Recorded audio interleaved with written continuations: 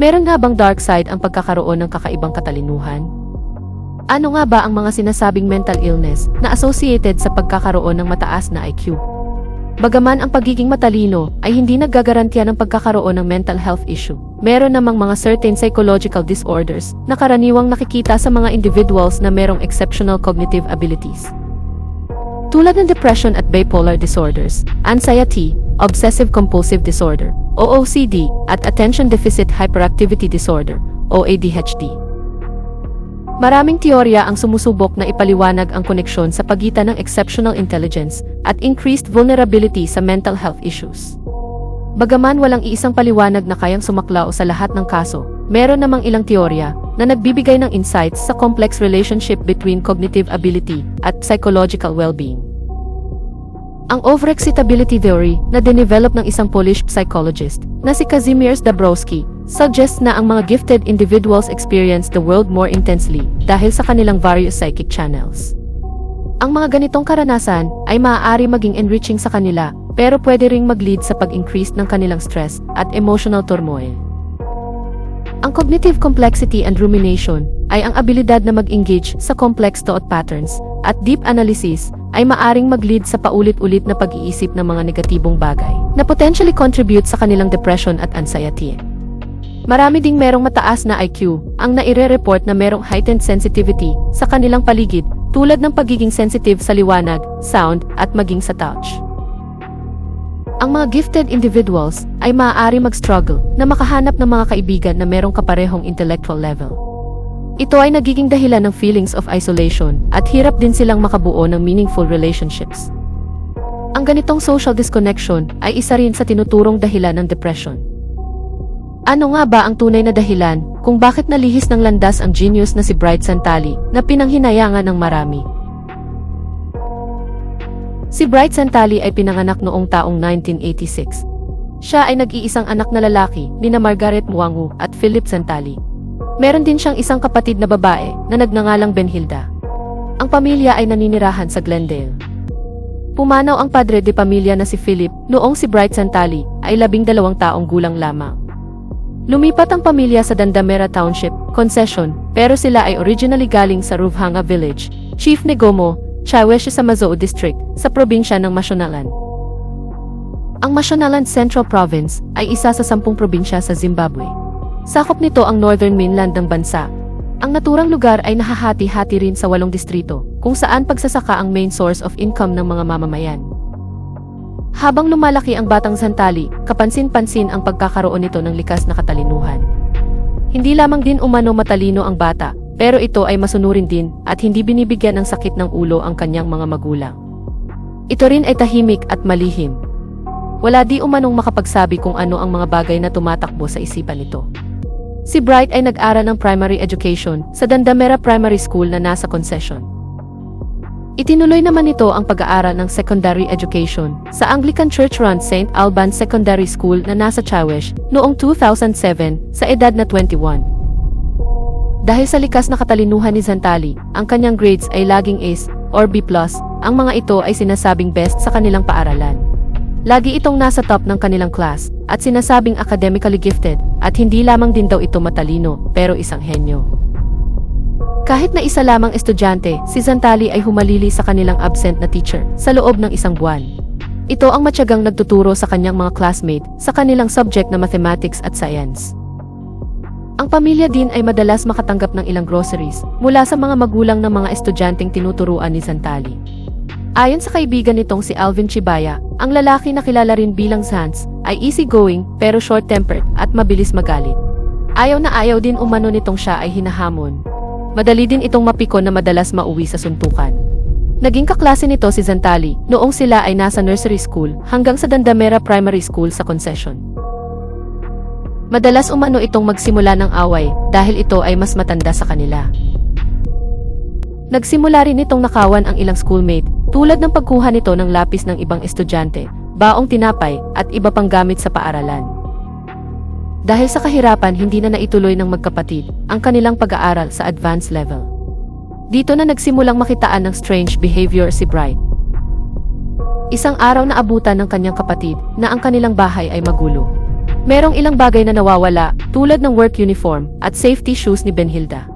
Ito din ang unang pagkakataon na naglayas ang binatilyo. Babalik lamang ito ng ilang araw at muling mawawala ng mahabang panahon. Ang 27 years old na si Bright Santali ay naaresto noong 2012 dahil sa pangloloob nito sa bahay ng kanyang tiyuhin sa Westview, Glendale at pagnanakaw ng mga groceries. Ang lalaki ay napatunayang guilty sa kaso at nasentensyahan ng 7 taong pagkakabilanggo, pero nanatili lamang siya sa preso ng 5 taon sa katumakas. Ito ay nanirahan sa kapatid na si Benhilda at nangakong itutuwid na nito ang kanyang buhay. Noong 2017, si Bright ay nakapagtrabaho sa isang illegal gold panning o ang manumanong pagmimina ng ginto. Ang lalaki ay nanirahan sa bayan ng Mabuco nang ito ay nakapag-asawa. Biniyayaan ng anak na lalaki ang pagsasama ng mag-asawang Bright at Silent. Ayon sa misis nito, hindi pa rin nagbabago ang lalaki, lagi pa rin itong wala sa kanilang bahay at bumabalik lamang makalipas ang ilang buwan, saka muling aalis pagkalipas ng ilang araw. Si Bright umano ay mapagmahal noong bago pa lamang silang nagsasama, pero lahat ng iyon ay nagbago nang siya ay nagdalang tao. Dito na nagsimula magdusa sa physical at emotional abuse ang asawa nitong si Silent. Noong July 4, 2021, pumunta si Simon Makwansila ng Kamba Caravan Park sa Gubat para di umano magdasal nang sumalubong sa kanya ang mabahong amoy. Nang tuntunin ang pinanggagalingan nito, tumambad sa kanya ang naagnas ng katawan ng isang babae na lumulutang sa Lake Chivero. Kinilala ang babae ng kaibigan nito bilang si Nestor Chicuengo, 45 years old. Ang ginang ay sinasabing fishmonger o namamakyaw ng isda, saka ito ilalako. Ang babae ay huling nakitang buhay noong June 21, matapos di umano itong sumama sa isang park ranger para mamili ng isda. Makalipas ang ilang araw matapos matuklasan ang wala ng buhay na si Chicuengo, namataan ng ilang kaibigan nito si Bright Santali habang nag-aalok ng isda. Ito ay kinilala bilang huling taong kasama ng ginang, 1 linggo matapos matagpuan ang bangkay nito.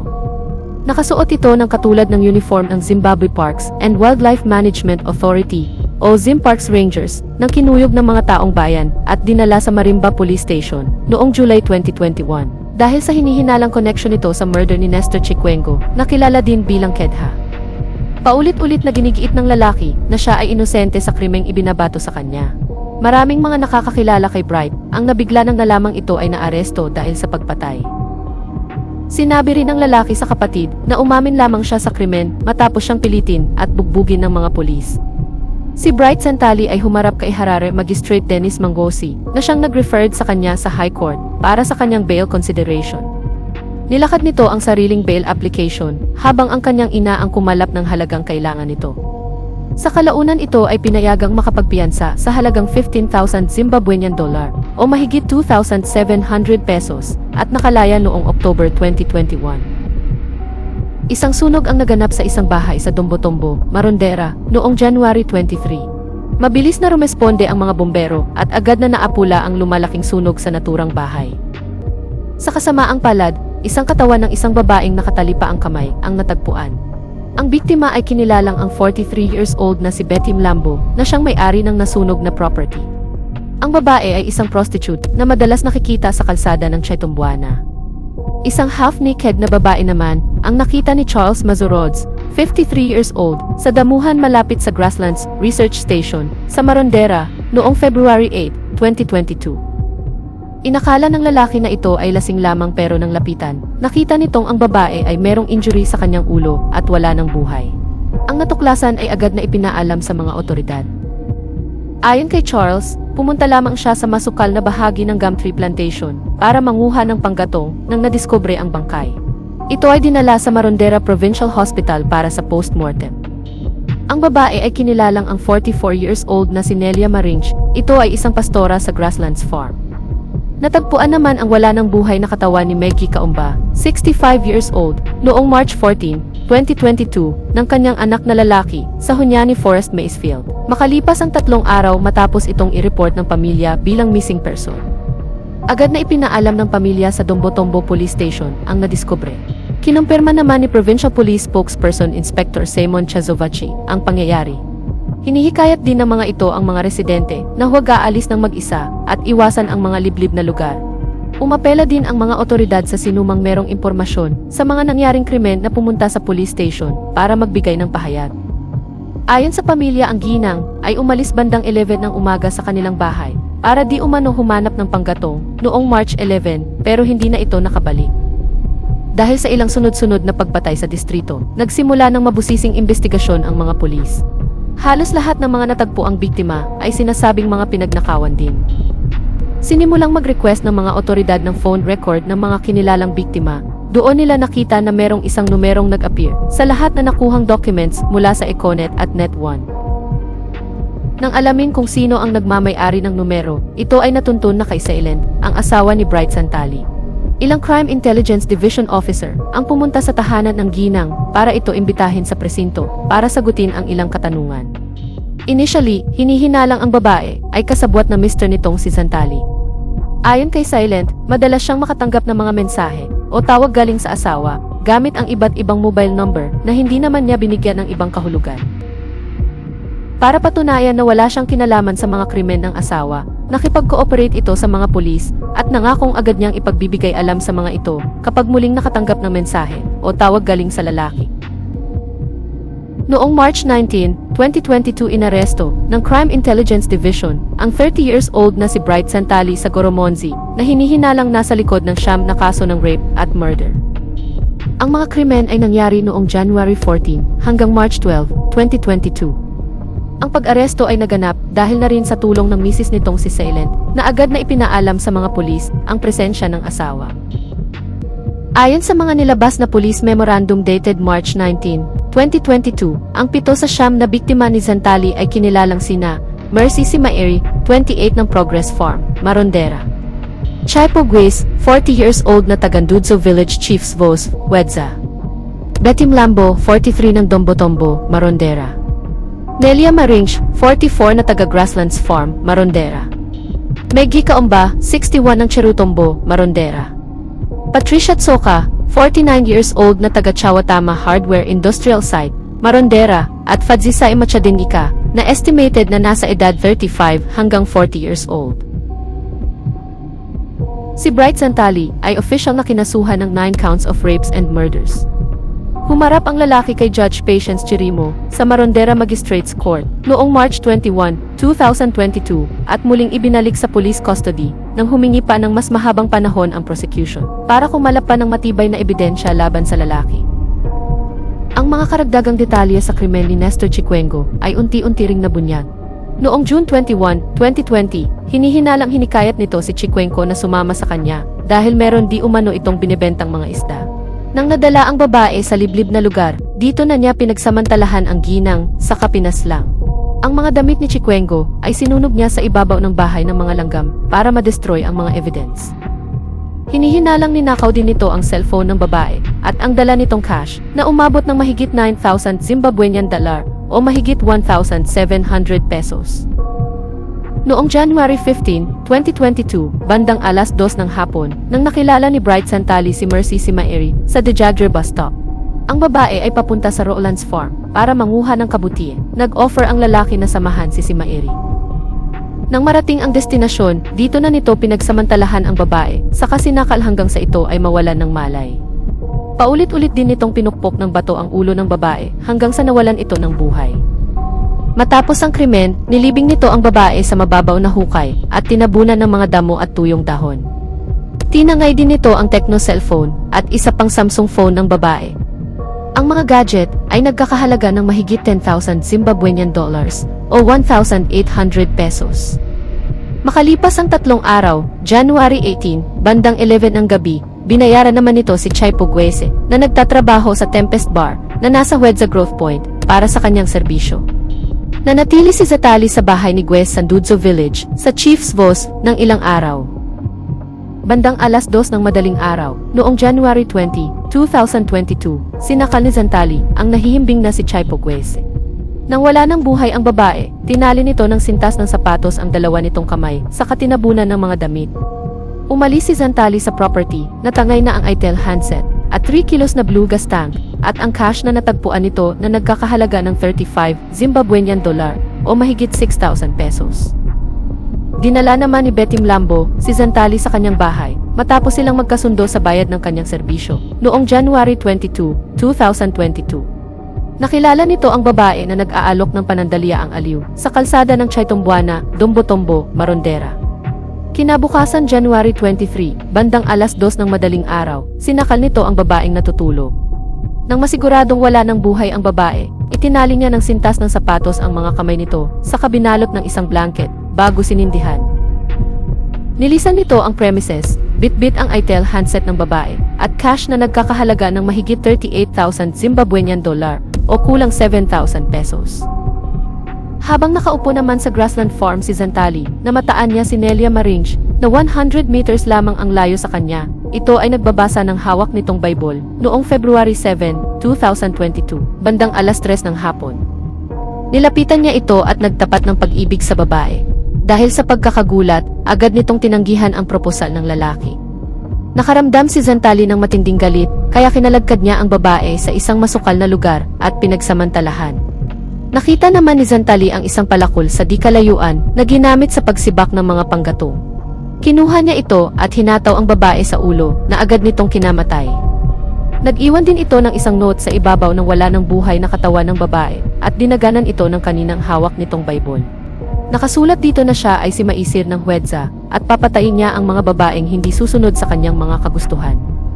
Kinuha nito ang Huawei cellphone ng babae na nagkakahalaga ng 48,000 Zimbabwean dollar o kulang 9,000 pesos. Ayon sa masusing investigasyon, meron isang nakaligtas na biktima sa kamay ni Zantali. Nangyari ang sinasabing pag-atake matapos na itong makapatay na ng dalawang babae sa Maronderas Grasslands Research Station area. Ayon sa biktimang tinago sa pangalang si Banda, naglalakad di umano siya patungo sa paaralan ng mga anak para ang mga ito ay sunduin. Karga rin nito ang 10-month-old niyang sanggol. Simula nang nabalitaan ang posibilidad na pagkakaroon ng serial killer sa kanilang lugar, hinahatid sundo na rin niya ang 4 na anak sa paaralan.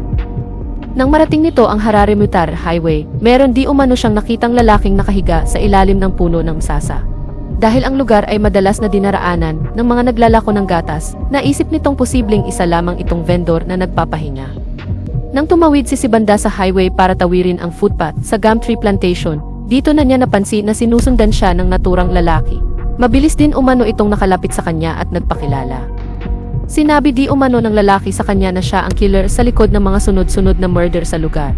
Napansin din ng ginang na ang kaliwang mata nito ay namamaga at namumula, marami din itong sariwang sugat sa kanyang mukha. Ayon pa di umano dito na ang pastorang si Nelia Maringe ang dahilan ng kanyang pagangmata at ilang sugat dahil di umano ito ay lumaban sa kanya 2 araw na ang nakakalipas. Habang nag-uusap ang dalawa, bigla rin umanong nagring ang cellphone niyang nakatago sa kanyang suot na bra. Nagdemand ang lalaki na ibigay ito sa kanya, na agad naman niyang ginawa. Tinanong din umano nito kung magkano ang halaga ng naturang gadget, pero dahil ito ay bigay lamang ng kanyang kapatid na lalaki kaya hindi niya alam na ipinagtapat naman nito kay Zantali. Matapos makuha ang cellphone, dito na di umano siya kinalagkad ng lalaki sa masukal na parte ng plantasyon at dito na pinagsamantalahan. Kahit nagising na ang sanggol na nakalagay sa sling na suot nito. Matapos ang heinous act ng lalaki, sinabihan di umano siya nito na dumaan sa ibang ruta para masundo na nito ang kanyang mga anak. Pinagmalaki rin di umano nito na siya ay taga-Harare at hindi siya kailanman mahuhuli ng mga pulis. Agad na nagtungo ang ginang sa mga otoridad para i-report ang nangyari sa kanya. Ipinaalam din sa mister nito ang kalunos-lunos na sinapit ng kanyang kabiyak. Nag-suffer sa matinding trauma si Banda at dinala sa Marondera Hospital para lapatan ng mga paunang lunas at ilang treatment para ito ay unti-unting makarecover sa tulong at suporta rin ng kanyang kabiyak. Noong March 11, 2022, bandang alas 2 ng hapon, nakita ni Bright Zantali si Meggy Kaumba habang ito ay nakaupo sa damuhan sa Unyani Estates na malapit sa isang golf course. Inatake nito mula sa likuran ang babaeng nagsisibak ng gatong nang nabitawan ng babae ang tanga nitong palakol. Dito na kinalagkad ni Zantali ang ginang. Matapos pagsamantalahan, inatake ni Zantali ang babae gamit ang sarili nitong palakol. Nang masiguradong wala ng buhay ang babae, umalis ito dala ang murder weapon. Nilapitan ni Bright Zantali ang prostitute na si Patricia Tsoka bandang alas 10 ng gabi noong March 12, 2022 sa Dombo-Tombo Shops, Marondera. Sinabi nito sa babae na siya ay nakatira sa Cherima na malapit sa Rakodzi High School at gusto di umano ng lalaki na doon sila magpalipas ng gabi. Inatake nito ang kasamang babaeng naglalakad mula sa likod nang narating nila ang Laitian sa Cherima at Yellow City sa Marondera. Pinagsamantalahan nito ang kasama sa kasinakal. Ang wala ng buhay na katawan ng babae ay inihulog lamang nito sa gilid ng swamp, saka parang walang nangyaring nilisan ang lugar. Si Fadzisay Machadenika, na nagtatrabaho naman sa Chikaidos Bar, Niamey Shops, ang binayaran ni Zantali noong February 2022, bandang 9 ng gabi. Hindi rin umano komportabling ang babae na dinadala sa kanilang bahay ang kanyang mga kliyente dahil meron siyang nakababatang kapatid na babae na naninirahan kasama niya. Muling nagsinungaling si Zantali at sinabing siya ay nakatira sa Paradise Park. Nang papunta na sa sinasabing bahay ng lalaki, inatake ni Zantali si Fadzisay. Dinala niya ito sa likuran ng Cherutombo High School at doon pinagsamantalahan at sinakal hanggang sa mamatay. Itinapon niya sa isang malapit na ilog na halos 20 meters lamang ang layo sa pinangyarihan ng krimen ang wala ng buhay na katawan ng babae. Kinuha nito ang cellphone at isang plastic na merong lamang daga o marijuana. Ang lalaki ay tumarget ng mga sex workers at mga babaeng naglalakad mag-isa sa 3 buwan nitong paghahasik ng lagim sa Marondera. Ayon sa investigasyon, 7 sa kanyang biktima ay napatay niya sa pagitan lamang ng buwan ng January hanggang March noong taong 2022. Kung mapapatunayang guilty, ang 30 years old ay posibleng mabitay. Bagaman, inabolish na ng konstitusyon ang mandatory death penalty sa bansang Zimbabwe, hindi naman lahat ay sakop nito. Ang pagbabago ay applicable lamang sa mga babae, mga kriminal na nasa edad 21 pababa, at mga nasa edad 70 pataas. Hindi naging maganda ang panimula ng paglilitis sa akusado na si Bright Zantali dahil sa erratic na behavior na pinapakita ng lalaki. Ipinag-utos ni Justice Roger Manyangads ng High Court na ang lalaki ay i-admit sa Chikurubi Maximum Psychiatric Unit. Ayon sa Section 27 ng Mental Health Care Act 17 of 2002, kung ang isang akusado ay nagpapakita ng mga symptoms ng pagkakaroon ng mental illness, inuutos ng magistrate na ito ay mag-undergo ng psychological examination na gagawin ng 2 qualified medical experts. Kung ang findings ng 2 doktor ay magkapareho na ang akusado ay merong mental illness, wala ng further examination o psychiatric examination na gagawin. Pero kung ang initial assessment ng 2 doktor ay mayroong contradicting result, ang akusado ay ilalagay sa institusyon para ipagpatuloy ang further care at management ng isang psychiatrist. Kinumpirma naman ni Chief Superintendent Christopher Njanjani na si Bright Zantali ay nasa Chikurubi Psychiatric Unit ng pasilidad para sumailalim sa obserbasyon at treatment. Ang mga kriminal ay ina-admit lamang sa naturang unit kung ito ay ipag-uutos ng magistrate. Ang Special Board of Professional ang magdedetermine kung ang pasyente ay confirmed na mentally disturbed, matapos ding ikonsulta sa ilang professional psychiatric medical practitioners. Ang mga inmates na nasa loob ng unit ay binabantayan din ng specially trained security officers na alinsunod sa Mental Health Act, kung saan nakasaad kung paano nila iti-treat, inline sa national at international guidelines ang mga inmates na merong mental condition. Ang psychological unit ay merong ding mga officers na siyang nagpo-provide ng physical security at medical staff na sila namang involved sa management at dispensing sa mga treatment drugs. Ayon pa kay Chief Superintendent Christopher Njanjani, kahit na merong silang psychologist at ilang staff, isang malaking challenge pa rin sa kanila ang pagpapatakbo ng naturang pasilidad. Madalas din silang nakakaranas ng power outages, kulang na accommodation, mga damit at gamot. Ayon naman kay Zimbabwe Prison and Correctional Service, National Spokesperson Chief Superintendent Mia Kanyezi, na merong planong i-expand ang Chikurubi Psychiatric Unit. Nanawagan din ito sa mga mamamayan na willing na tumulong sa kanila dahil ang mga inmates di umano sa naturang unit ay kapatid din ng mga Zimbabweans. Makakatulong di umano para sa mga inmate ang pagbisita ng kanilang mga mahal sa buhay at makakatulong naman sa kanila kung madadalhan nila ang mga ito ng kanilang ilang basic na pangangailangan para ang budget ng psychiatric unit ay mailalagay sa mga medical needs ng mga ito. Ang lalaking pinaghihinalaang Zimbabwe's most prolific serial killer na kinilalang si Bright Zantali ay isa sa 465 inmates na nakakulong sa Chikurubi Maximum Security Prison Psychiatric Unit. Ang mga ito ay sumasailalim sa clinical management o medical evaluation para malaman ang state ng kanilang mental health. Halos 408 sa mga inmates na nandito ay sinasabing classified bilang criminal mental patients, ibig sabihin ang kanilang mga criminal cases ay mga nakapending sa korte. At ang iba ay classified nilang detained mental patients. Ito ay classification para sa mga convicted criminals na merong mga confirmed psychiatric disorders. 55% din sa mga nasa pasilidad ay sinasabing involved o suspected na nakagawa ng ilang offenses, tulad ng murder at attempted murder, habang ang 45% ay humaharap sa mga charges o convicted sa mga serious offenses tulad ng rape at armed robbery. Ang psychological evaluation ng mga prisoner ay isang comprehensive assessment ng kanilang mental health. Ito ay typically isinasagawa ng qualified mental health professional tulad ng psychiatrist o psychologist. Habang ginagawa ang assessment, ang mga ito ay tinatanong ng series of questions tungkol sa kanilang behavior, feeling, at mga madalas na pumapasok sa kanilang isipan. Matapos ito, ang kanilang mga ipinakitang symptoms ay pag-aaralang mabuti. Ayon kay Chief Superintendent Janjani, si Zantali ay tinatrato bilang isang normal mental health patient. Muling umamin si Bright Zantali sa pagpatay sa additional 10 murders sa Marondera, kung saan inilarawan nito ang gruesome picture ng widespread violence. Ayon pa sa patuloy na investigasyon ng mga pulis, nakilala ang 3 sa additional 10 murder na inamin ng lalaki. Noong July 17, 2020, nilapitan nito ang 20 years old na si Priscilla Chaidhakwa at nag-offer ng 3,000 Zimbabwean dollar o kulang 600 pesos para sa isang gabi nitong serbisyo. Gusto rin di umano ni Zantali na sa kanyang bahay sa Mabuco pumunta ang dalawa, pero dinala ito ng lalaki sa Donnybrook Crazy Course kung saan ito inatake hanggang sa mapaslang. Ang wala ng buhay na katawan nito ay itinapon lamang ng lalaki sa isang kanal. Kinabukasan natagpuan ni Marvelous Matondo ang isang bagay na nakabalot ng blanket sa kanal. Nang lapitan niya ito at buksan, tumambad sa kanya ang walang buhay na katawan ng babae na nakatali ang liig at mga kamay. Agad niya itong pinaalam sa mga otoridad. Dinala naman ng 46 years old na si Manyara Chisora, si Bright Zantali sa kanilang bahay para ipakita dito ang bakanting lupa na upahan di umano ng lalaki noong December 7, 2021, bandang 1:00 ng hapon. Nang bumalik sila sa loob ng bahay para di umano pirmahan ang mga dokumento, dito na inatake ni Zantali ang ginang. Pinukpok din nito ng 3 beses ang ginang sa ulo nang natagpo ang palakol na naging dahilan ng pagkamatay nito.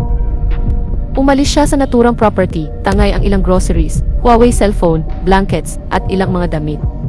Bandang 5:00 ng hapon, natagpuan ng 15 years old na anak ng biktima, ang karumal-dumal na sinapit ng kanyang ina, nang bumalik ito para kumuha ng mazhanje fruit sa kanilang bakuran.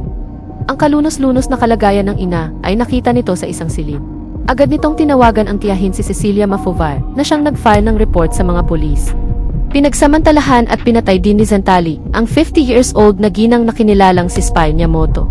Ang babae ay nagtatrabaho sa Double J nightclub. Natagpuan ang walang buhay nitong katawan sa isang palaisdaan sa Mabuco. Humarap din si Bright Zantali kay Harare Magistrate Yuka Idzuda noong April 14 para sa karagdagang 3 counts of murder na isinampa sa kanya. Ang state representative na si Terence Mucuz ay nag-request na ang lalaki ay mai-admit sa psychiatric facility dahil ito ay hindi fit to stand on trial. Sinabi rin nito na ang lalaki ay nangangailangan ng treatment para sa kanyang karamdaman. Hindi rin di umano dapat ibalik sa lipunan ang lalaki dahil ito ay panganib sa mga mamamayan, patunay dito ang mga krimeng pinaghihinala ang ginawa nito. Sumang-ayon din si Ramon Cadani kay Mucuz na hindi kayang sagutin ni Zantali ang kanyang mga kaso at nanawagan sa korte na maglabas ng special verdict. Ayon pa kay Cadani, merong 2 medical reports na lumabas na nagbibigay ng 2 conflicting statements. Naging laman din ng headline ang lalaki matapos itong maghasik ng lagim sa Marondera at Manicaland bago ito nahuli ng mga detectives ng Crime Intelligence Division Homicide Department. Si Zantali ay napatunayang linked din sa ilang pagpatay sa Rusape at Nyanga na nangyari sa buwan ng December hanggang February 2021. Isa-isa ding itinuro ng lalaki sa mga homicide detectives ang mga lugar kung saan niya ginawa ang mga karumal-dumal na krimen at kung saan matatagpuan ang kanilang mga katawan, ayon kay Manicaland Provincial Police spokesperson, Inspector Norbert Muzondo.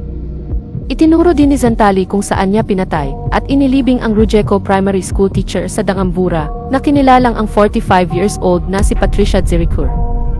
Pumunta di umano ito sa city para mag-withdraw ng kanyang sahod sa bangko. Ang single mom of 3 ay pumunta din sa Central Business District para magbenta ng ilang paris ng sapatos.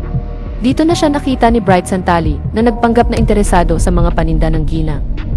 Nagpanggap din ang lalaki na nakalimutan nito ang kanyang pera sa kanyang bahay sa Penhalonga. Minungkahi nito sa ginang na samahan siyang kunin ang pambayad nito sa mga sapatos na hindi naman pinaghinalaan ng guro. Dinala ito ni Zantali sa isang farm na malapit sa Christmas Pass Mountain kung saan niya ginawa ang karumal-dumal na krimen. Ang pagkawala ng babae ay agad ding inireport ng kanyang pamilya sa mga pulis. Kinilala ang biktima sa tulong na din ng DNA sample na pinagkaloob ng pamilya nito. Pinatay din nito si Cecilia Raza ng Venger sa Rusap. Natagpuan ang decomposing body nito sa Patel Industrial Area, nakatabi lamang ng Railway Line 4. Ang biktima ay merong pangtelang nakabalot sa kanyang ulo, habang ang kanyang mga kamay ay nakatali sa kanyang likuran. Si Cecilia ay huling nakitang buhay noong January 11 at sinasabing pumunta lamang sa Venger Shopping Center. Itinuro din nito ang lugar kung saan niya inilibing ang isang bar girl na kinilalang si Mai Farisi. Inamin din ng lalaki na hindi ang babae ang una niyang target, nagkataon lamang daw na tinanggihan siya ng kaibigan nitong si Fortu. Siniwalat din nito na umaattend siya sa funeral service ng karamihan sa kanyang mga biktima, isa na dito ang libing ni Farisi. Meron pang ibang krimen si Zantali na inamin sa mga otoridad. Isa dito ay ang pagpatay niya sa isang babaeng nakilala niya sa Bulfor bus stop sa Rusape. Ang krimen di umano ay nangyari sa Sakupuanya Farm. Ang lalaki ay napatunayang nasa likod ng pananamantala at pagpatay sa 13 biktima. Ang mga krimen ay naganap sa 5 districts ng Marondera, Goromonzi, Rusape, Mutar, at Mashek. Ayon sa mga pulis, si Bright Zantali ay nag-confess sa majority ng kanyang mga heinous crimes, minungkahi pa nito na maaring ang numero ng kanyang biktima ay mas mataas pa sa 23. Kung ang confession ng lalaki ay totoo, siya ang masasabing most prolific serial killer sa bansang Zimbabwe. Lahat ng kanyang mga biktima ay mga babae. Ang mga ito rin ay pinagsamantalahan muna ni Zantali bago nila hinarap ang kanilang marahas na katapusan. Ayon sa kapatid nitong si Benhilda, ang kanilang pamilya ay nawasak dahil sa mga aligasyong ikinabit sa pangalan ng kanyang kapatid. Pinagdududahan din ni High Court Judge Manyangads kung totoo nga ba ang mga pinapakitang strange behavior ng lalaki o nagpapanggap lamang ito para matakasan ang kanyang mga kaso. Ayon kay Inak Charodziva, na residente sa concession, dapat di umano ay simulan ng mga pulis na imbestigahan ang ilang cold murder case sa kanilang lugar. Meron din umanong mga babae ang nawala sa lugar noong mga taon ng 2018 hanggang 2019. Ang suspected murder cases na involve si Zantali ay nananatiling 23, ayon kay Police Spokesperson Assistant Commissioner Paul Nyathi, pero hindi pa di umano sinasarado ang posibilidad na ito ay connected din sa lalaki. Hinikayat din nito ang sinumang merong impormasyon sa iba pang krimen na ginawa ng lalaki na ipagbigay alam ito sa mga otoridad. Ang ilang detalye rin ng karamihan ng mga murder cases na linked sa lalaki ay ipinaalam sa publiko.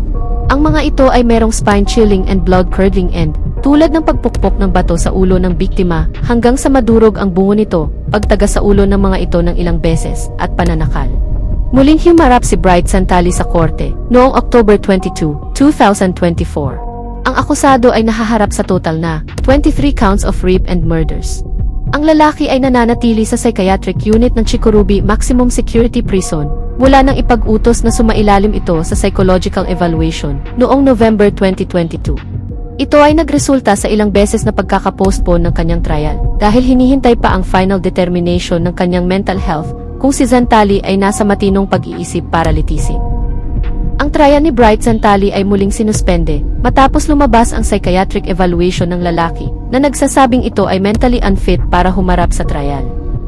Binigay ni Harare Magistrate Dennis Mangosi ang ruling na ito ay makulong sa Chikurubi Maximum Psychiatric Unit para sa kanyang treatment. Ang sinagawang psychiatric assessment ay nagdulot ng delay sa further legal proceedings na nag-raise ng ilang questions tungkol sa balance sa pagitan ng justice at mental health considerations sa mga cases ng severe criminal conducts.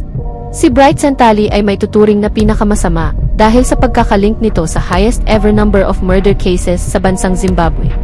Siya rin ba ay masasabing pinakamatalino dahil natakasan nito ang nararapat na kaparusahan sa kanyang mga karumal-dumal na krimen?